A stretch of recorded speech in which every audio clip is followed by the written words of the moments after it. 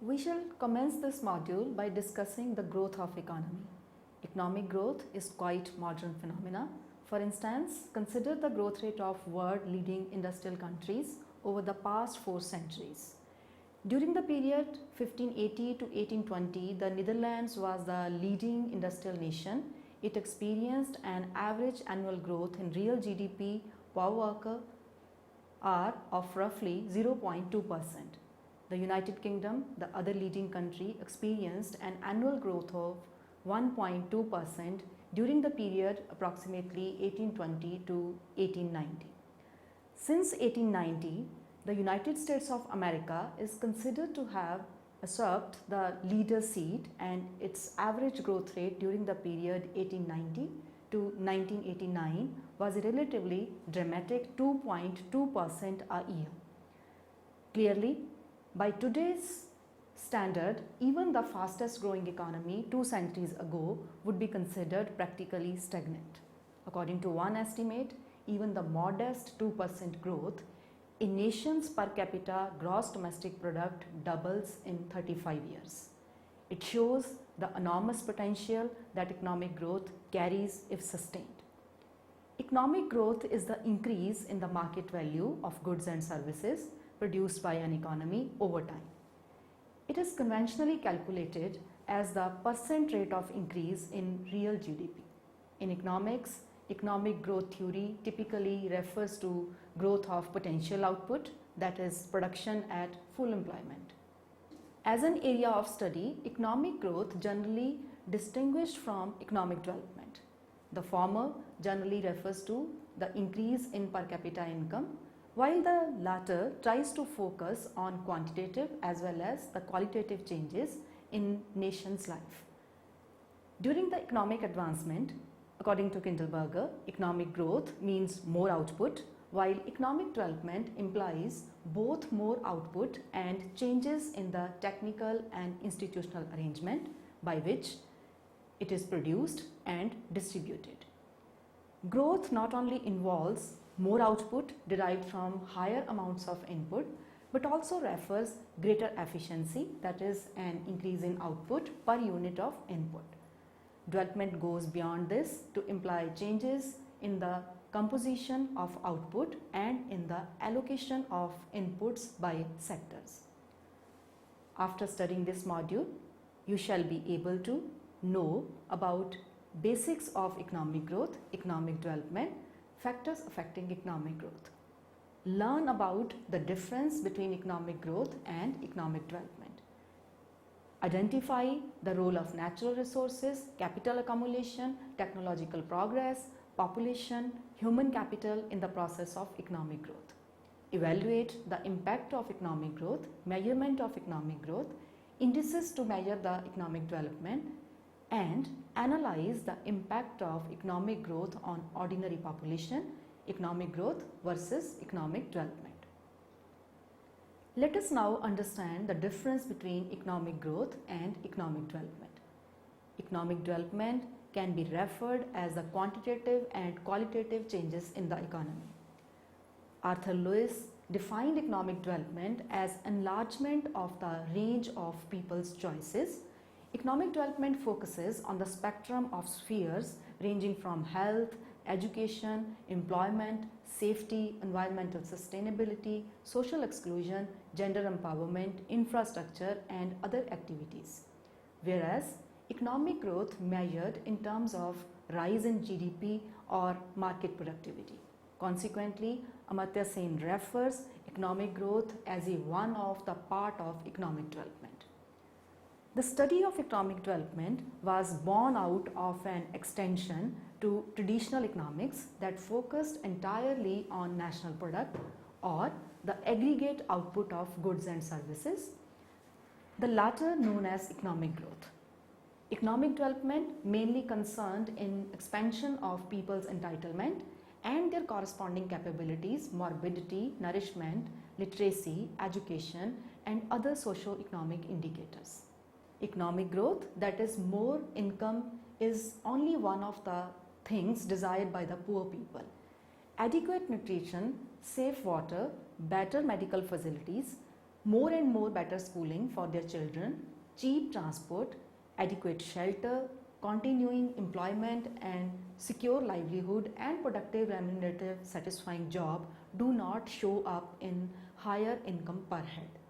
There are even other non-material benefits that are often more highly valued by poor people than the material benefits, but they do not reflect in higher income figure. For instance, freedom to choose, movement, speech, safe working conditions, expressing cultural, regional, linguistic and religious identity, empowerment are some factors often more important than income.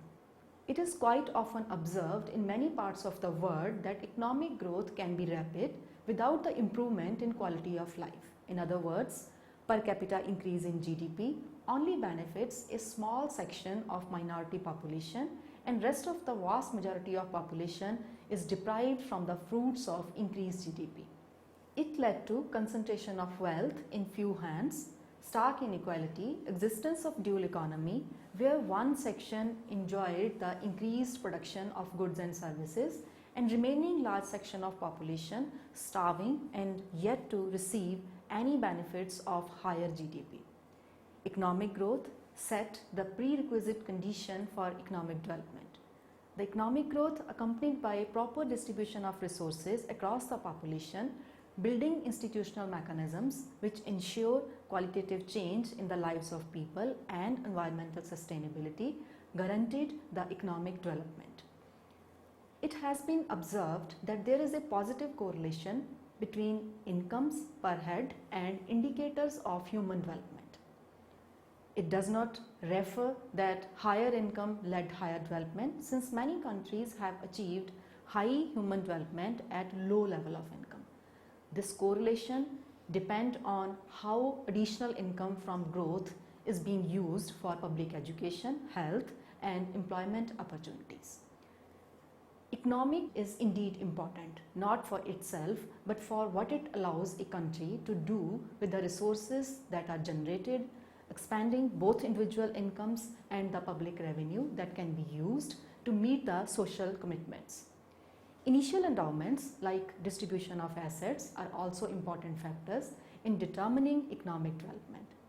If land is fairly distributed among the population and education is accessible for masses, then the benefits of economic growth can easily percolate down to the end of the population.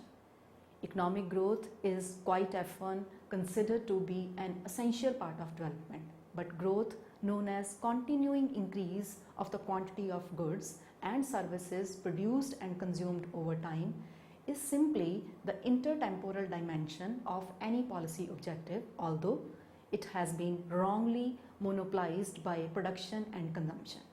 It should apply to poverty reduction, employment, investment, a more equitable income distribution, environment protection, leisure, and of course also to income. But once you specify for income, consumption and production, then what? To whom, by whom, for what and when, growth becomes the incidental result and not the objective of a sensible economic policy. Growth is too unspecified, abstract, aggregate and unbounded to be sensible objective of the policy. It also implies an infinite horizon without the limits to increases in income. What matters is the composition of national income, to what uses it is put, its distribution among the beneficiaries now and for the future generations, and with how much efforts and in what conditions it is produced. If and only if the extra resources resulting from growth go largely to the poor and if they are spent on public health and education, will a contribution to human development result?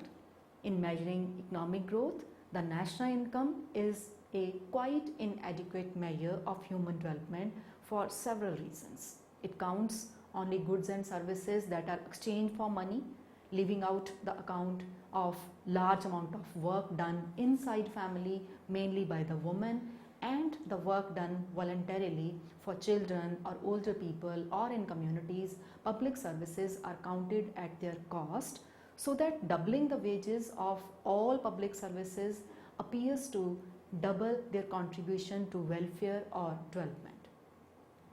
National income accounting does not distinguish between goods and the regrettable necessities like military expenditure or anti-crime expenditure, products needed to combat the bads. Addictive eating and drinking is counted twice. When the food and the alcohol are consumed and when large sums are spent on diet industry and on cures for alcoholism. Much of what is now counted as economic growth is really either combating evils and fixing the blunders and social decay from past, or borrowing resources from the future, or shifting functions from community and household to the market. One more dimension that is untouched in discussion of economic growth is related to the gender issues. In the events where women are provided opportunity to choose the size of their family, it has been found that without adverse economic and social consequences, smaller families are indeed chosen. With human development, through expanding education, especially for women and girls, the reduction in infant mortality, improved medical facilities led to significant fall in fertility rates among the women. There are strong evidences which show that more surviving children also led to reduction in population growth by evading uncertainties in the family. Human development is a powerful tool to curb the population growth, and reduced population growth open up the new ways of economic advancement. Sudhir Anand and Amartya Sen have suggested the division of all countries into three groups. These are low, medium and high level of human development. For countries with low level of human development, the basic human development index can be used to rank their performance. For countries with medium value of human development, Anand and Sen add one supplementary indicator to each of the three basic variables: life expectancy, literacy and the log of GDP per head. In the longevity category, they add infant and child mortality, which is under 5 child mortality. In the education category, they add the secondary school enrollment, and income category, they add the incidence of income poverty in the country. Now moving on to discuss the factors affecting economic growth. First is natural resources. The principal factor determining economic growth of a country is the natural resources. A country suffering from non-availability of natural resources would not be able to develop rapidly. Having said this, it is also a recognized fact that presence of abundant resources does not guarantee the economic growth. It must be accompanied by proper exploitation of these resources. If the existing resources are not properly utilized or exploited, the country would not be able to develop. One of the main factors which ensure the utilization of resources is technological advancement. Therefore, natural resources can be put in right place to augment economic growth through introducing improved technology. As pointed out by the economist, that the value of resources depend upon its usefulness, and the usefulness of resources mainly depend on accommodating and updating the technology, which can be used as a mean to define its usefulness. It is often said that economic growth could be achieved even when the economy is inadequate in natural resources. One such country is Japan, which is even deficient in natural resources, but one of the developed countries of the world because it has been succeeded in forming human capital and discover new uses of its limited resources. A country which is considered poor in resources in one point of time may consider rich in resources after passage of time, not because of new avenues of resources are discovered, but equally because creating new resources and using limited resources in a more efficient way. Moreover, by importing those resources from other countries, it has been able to overcome the inadequacy of natural resources through using the superior technology and efficient management skills. Thus, for economic growth, mere presence of abundant resources is not enough. What is essential is their proper exploitation through improved technology and efficient management skills, so there would be little wastage of scarce resources. The second component is that of capital accumulation. The second and most important factor in economic growth is, of course, capital accumulation.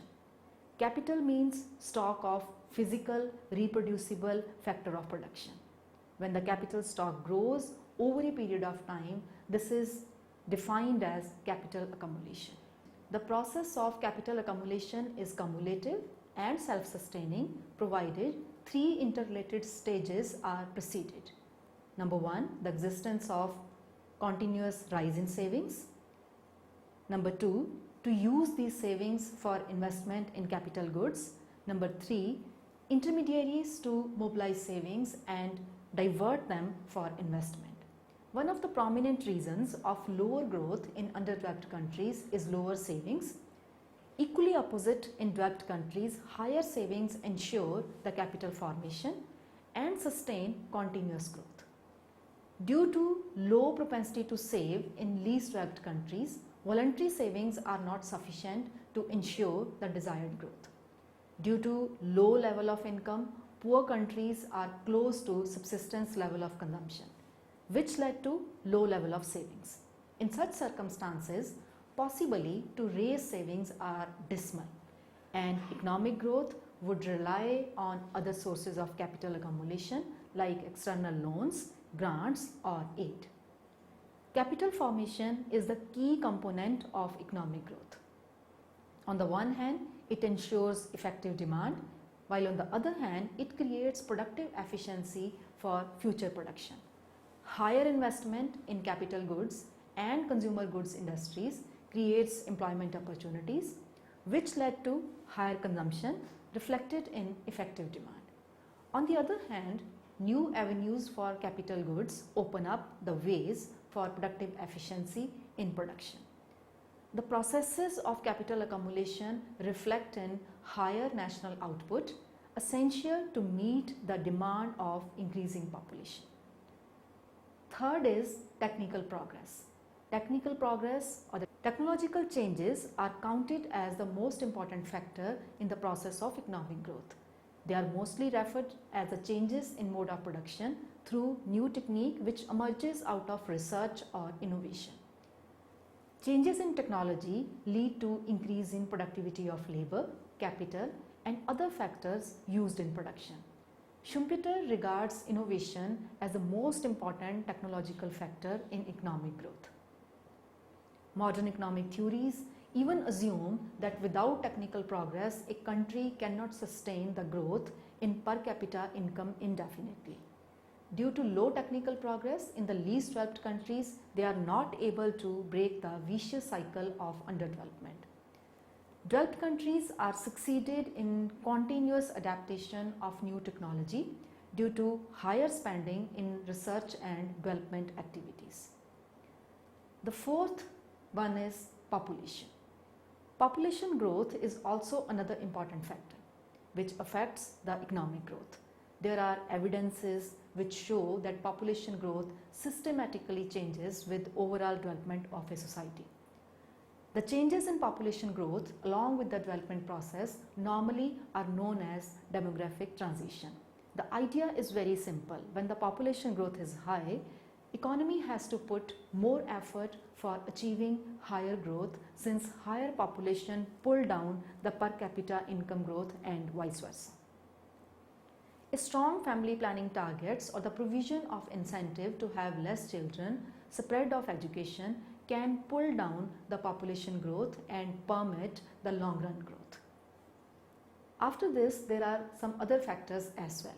One of the important factors determining modern economic growth is infrastructure development, such as means of transport and communication and the facilitating services.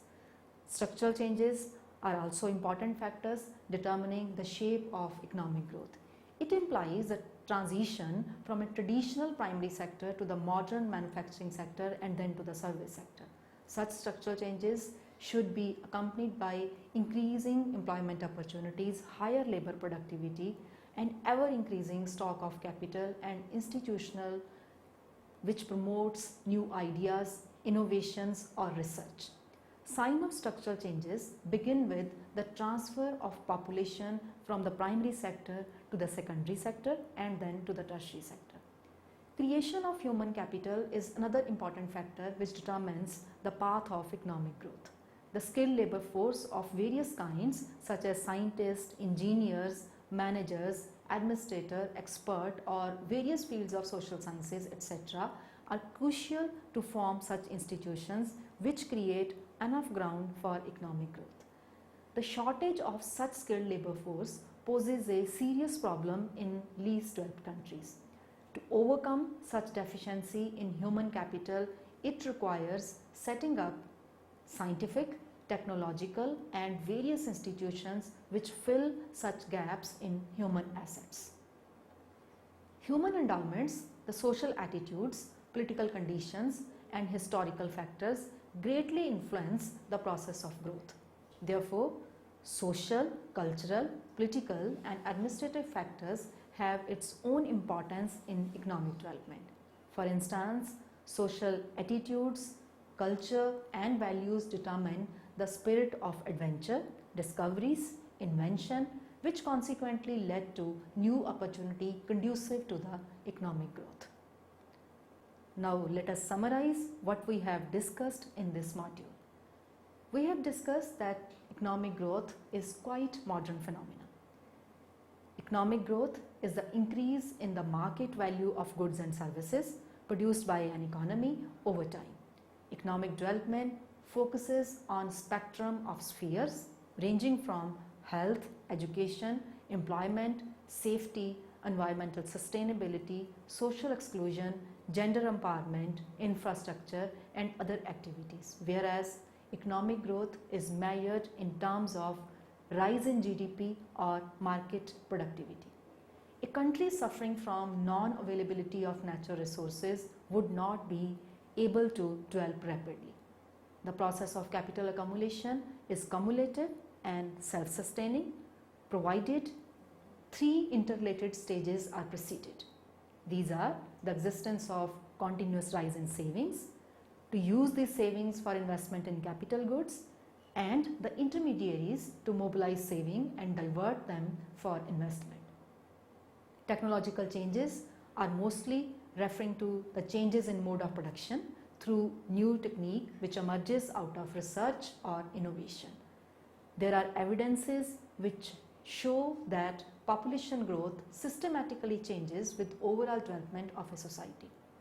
The skilled labor force of various kinds such as scientists, engineers, managers, administrator, expert on various fields of social science, etc.